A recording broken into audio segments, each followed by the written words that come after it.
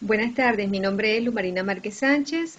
A continuación daré inicio a la exposición del tema 1 y 2 sobre la materia de Derecho Registral. Iniciando con una labor muy importante porque es el estudio de los orígenes, ¿verdad? Y lo que nos ha conllevado al estudio de los sistemas registrales.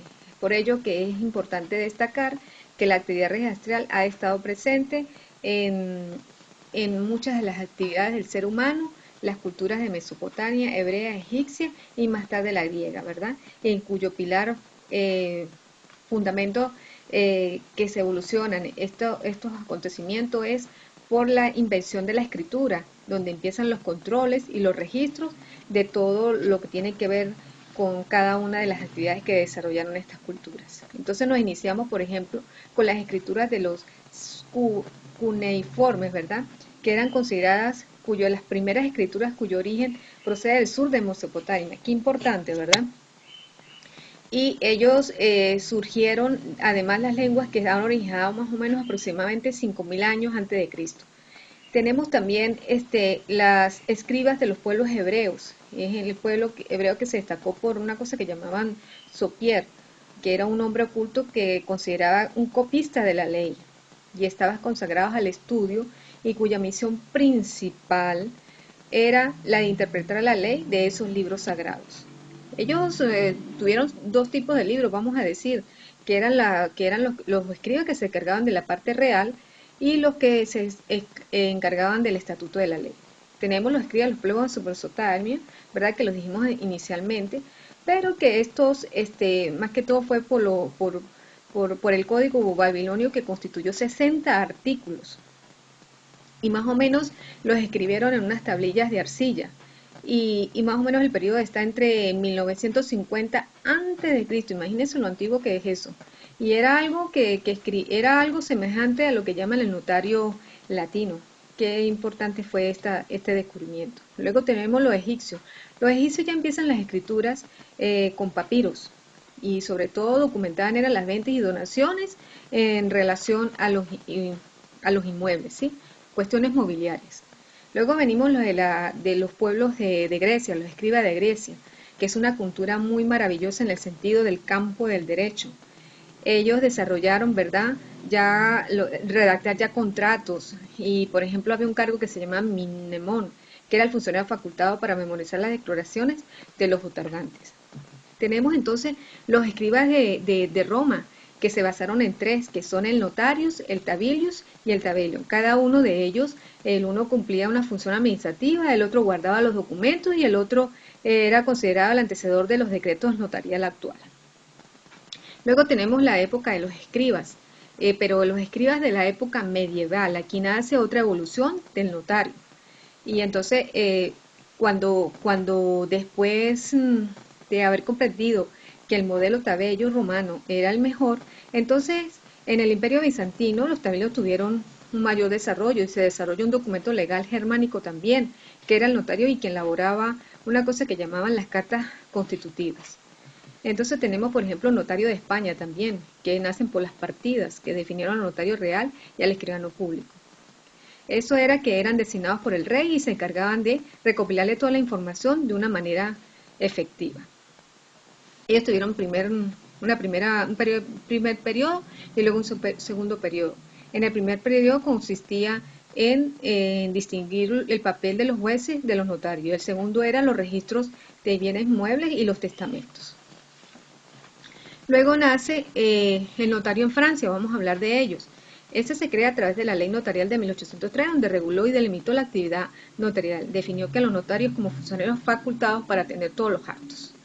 Luego tenemos los notarios que, vamos a decirlo, se destacaron en las culturas prehispánicas, como la azteca, la maya y la inca. Ellos más que todo registraron sus reyes, sus ancestros, su censo de estadística, su forma de cosas que le parecían, por ejemplo, las pinturas, la luna, los ciclos de la luna, del agua, todas esas cosas las registraron a través de sus diferentes escrituras. Luego vamos a estudiar lo que es el notario en Venezuela. Ya sabemos que viene de la época española, ¿verdad?, del prehispana, y entonces ellos se basan en la Real Cédula, ¿verdad? Que en 1761 se traslada a un libro especial y ahí empiezan todos los principales registros a través de lo que llamaban las regulaciones que componían la capitulación en las encomiendas, la casa de contrato y otra en particular. Con esto finalizamos lo que es el estudio del origen. Ahora venimos con el tema de qué es el registro, que es el tema 2, que son los sistemas registrales. Y bueno, para muchos autores dicen que equivalente al protocolo o matriz del notario, ¿verdad? Que un registro es la acción de registrar cualquier documento, de publicarlo. Y un concepto así del autor Fernando Puello dice que integra el sistema jurídico con normas y principios y derechos públicos y privados y consisten y funciona armónicamente. Es tan importante y valioso esa concepción que me parece muy importante y que se conserva en la ley venezolana. La ubicación del derecho, algunos autores dicen que es interno, que es externo, que es nada más netamente escribano. Y últimamente se habla de que está dentro del derecho público y el derecho privado, pero algunos autores dicen que está dentro del derecho administrativo porque está regulado por el Estado. Dentro del contenido del derecho registral está, vamos a decir, los sistemas, sus principios, sus procedimientos, las personas que intervienen, sus relaciones jurídicas con el Estado y sus normas. Los rasgos más importantes del derecho registral está que es un derecho legitimador muy importante, porque impone la credibilidad del registro a través de la existencia de la legalidad del título. Es un derecho regulador de la publicidad, que es algo importante para cualquier cosa. Dentro de la clasificación está, en cuanto a la relación de las personas, que dice que es el registro de los individuos, y entonces de la especie humana. Esto está contemplado en el artículo 16 del Código Civil. Están las personas jurídicas, que son las empresas, que son las fundaciones, que son las asociaciones. Está el registro mercantil, que también son las sociedades. Están los bienes muebles, que por su naturaleza se hacen, por ejemplo, en las notarías, cuestiones de otorgamiento de hipotecas, prendas, ventas de vehículos y eso. Y por sujeto está el registro mercantil, que son las acciones o cuotas. Tenemos los bienes inmuebles que están en el registro público, que es la inscripción, venta, traslado, modificación y hipotecas, por supuesto, también. Ahora hablaremos de los sistemas registrales, que es una de las concepciones más importantes dentro de estos temas, porque es conocer cómo es que se registra toda esa información valiosa. En Venezuela, pues, a partir de 1999, con la modificación de la Constitución, se han establecido seguidamente dos leyes, que fueron las del 2001 y las del 2006. Entonces, uno de los elementos que compone, ¿verdad?, los sistemas registrales a nivel del mundo ha sido que es a través de leyes, decretos, reglamentos, resoluciones que se regula, ¿sí? O sea, el Estado tutela mucho eso y se basa en principios, procedimientos, organización, funcionarios y las relaciones entre funcionarios públicos y funcionarios particulares. En el contexto, ¿verdad?, un concepto generalizado sería un conjunto de normas que realmente en el caso venezolano tiene su ley, que lo determina un país, ¿verdad?, y donde regulan la forma de publicidad de los derechos reales y sobre los bienes muebles a través de un registro de propiedad, así como el régimen de organización de la institución. Es un concepto muy completo, muy amplio. Dentro de las clasificaciones existen, de acuerdo a los autores, diferentes puntos de vista, pero digamos que vamos a citar uno solo, que sería según Covielo, que dice que lo clasifica en transcripción, que es aplicado al sistema francés, en descripción, que es utilizado en Austria, Prusia y Australia, ¿verdad?